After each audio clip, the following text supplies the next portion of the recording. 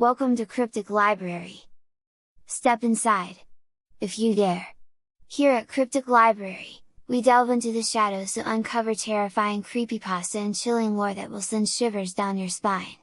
From bone-chilling tales of the unknown to dark legends that linger in the corners of your mind, we bring the haunting words of Byrom to life.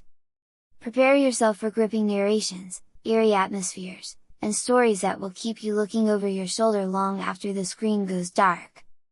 If you crave the mysterious, the macabre, and the utterly unsettling, then you found your home in the Cryptic Library.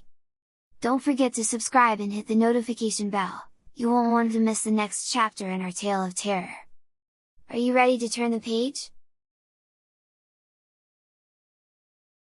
The Mirror Secret, Reflections of the Unseen by Byrom.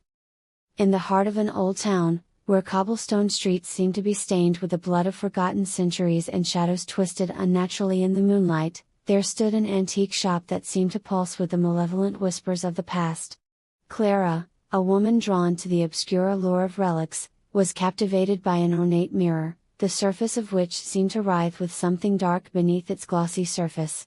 The mirror was no ordinary relic, it was a masterpiece of dreadful craftsmanship, its frame an intricate lattice of dark wood and silver, adorned with symbols that seemed to writhe like snakes beneath her gaze.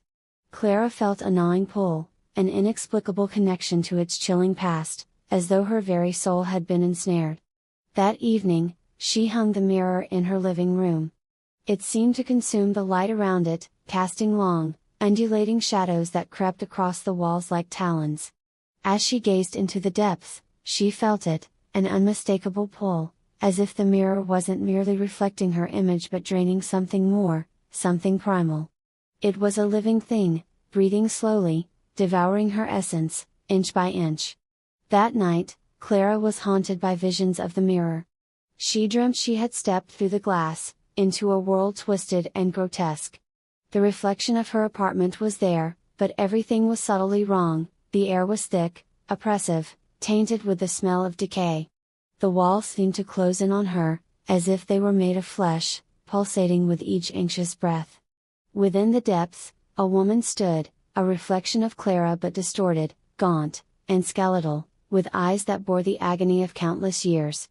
The woman did not simply speak, her voice seemed to invade Clara's mind, resonating with a raw desperation that twisted Clara's guts. She was Clara, the original reflection, a spirit trapped for eternity in this twisted abyss between worlds.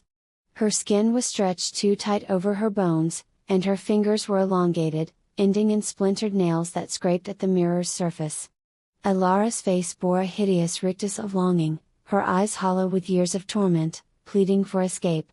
She whispered to Clara of her yearning, her hatred, and her need for freedom. Clara realized, with mounting dread, that Clara needed her, a replacement, a sacrifice to take her place. Clara's curiosity overrode her fear, and she found herself touching the cold surface of the mirror. Instantly, the world around her warped, the air turning rancid as if the walls were exhaling decay. She was pulled into the reflection, and the boundary between the real and the unreal shattered.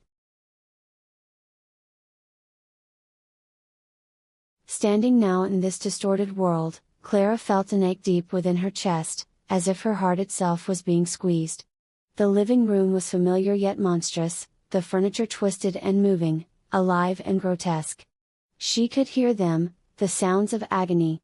Every mirror was a portal, each reflecting torment, each a trap for some other poor soul. She moved through the warped space, the reflections clawing at her from within the glass, faces twisted in pain, their mouths open in silent screams. Clara led Clara deeper, her movements erratic, limbs bending in ways no human should. They moved through a labyrinth of mirrors, where every surface showed glimpses of horrors untold, men and women, their faces mutilated, flesh torn away, revealing muscle and sinew beneath. Clara's footsteps left prints of blood as the ground beneath her seemed to ooze a thick, dark fluid. She saw reflections of herself, countless versions, each more nightmarish than the last.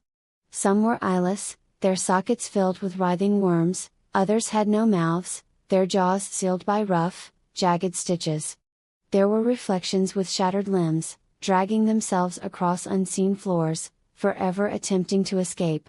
Each version of her bore the signs of the torment that awaited her should she fail to escape.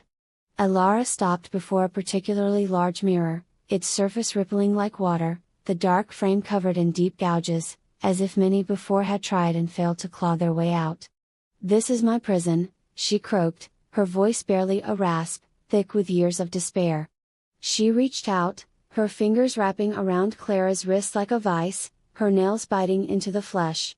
Clara felt the sharp sting as blood welled up, trickling down her arm, and she understood, this was no simple plea, this was a demand, a pact written in blood. The room seemed to pulse, the air growing colder, heavier. Shadows moved in the periphery, and Clara realized she wasn't alone. Reflections of others began to emerge from the dark, their bodies emaciated, skin sloughing off, their bones exposed. They were the others who had come before her, each one a victim of the mirror, now lost to its cruel hunger, their souls forever entwined in its malicious game. Clara felt herself being pulled, her reflection changing in the mirror. Her skin grew pale, her eyes sunken, her own face taking on the anguish of those before her. She fought against it, her body trembling, but the mirror's hunger was relentless. She could feel herself fading, the boundary between herself and Clara blurring, her consciousness slipping. In a final, desperate act, Clara wrenched her hand free, her blood smearing across the glass. The reflection flickered, Clara's scream a guttural, rage-filled wail as the connection between them snapped. Clara stumbled back, her vision blurring, the mirrored world collapsing around her. She awoke on the floor of her living room, her body cold, drenched in sweat, her hand still bleeding. The mirror hung on the wall, its surface now dark, still, the symbols etched into its frame glowing faintly, mocking her. She could still feel the pull, the dark presence on the other side, waiting, watching, hungry. The mirror remained, an unholy sentinel, a gateway to that terrible place. Clara could no longer bear to look at it, knowing that just beyond its surface lay the woman who would forever wait for her, and the countless souls twisted by pain, yearning for release. From that day on, Clara's nights were filled with nightmares of being pulled back, of flesh-rending claws dragging her to the other side. And each time she walked past the mirror, she swore she could see them, figures, faint and hollow, moving just beyond her reflection, biding their time, forever desperate for her return.